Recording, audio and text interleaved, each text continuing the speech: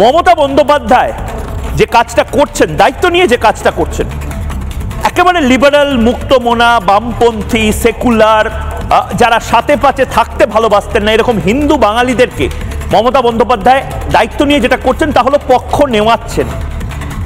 মমতা বন্দ্যোপাধ্যায় আসলে চারপাশে জুজু দেখছেন নাই, কট্টর হিন্দু কট্টর হিন্দু, মমতা বন্দ্যোপাধ্যায় কট্টর হিন্দু বানাচ্ছেন। মমতা বন্দ্যোপাধ্যায়ের রাজ্যে জিহাদিরা দাপাদাপি করবে, আর যাদের দাদু ঠাকুরদা, যাদের পূর্বপুরুষ বাংলাদেশ থেকে এক রাতের নোটিসে এখানে চলে এসেছে, তারা এই সমস্ত কিছু দেখেও চুপচাপ ঘুমিয়ে থাকবে না, ঘুমাচ্ছে না। এবং সে কারণেই কট্টর হিন্দু হয়ে যাচ্ছে তারা, সে কারণেই তারা প্রয়াগরাজে এতবার করে যাচ্ছে, তার ছবি দিচ্ছে, তারা রামনবমী নিয়ে এত উচ্ছ্বাস প্রকাশ করছে এবং তারা বিরক্ত হচ্ছে মোথাবাড়ির ঘটনায়। আজকে মোথাবাড়ি, কালকে বাড়ি বাড়ি।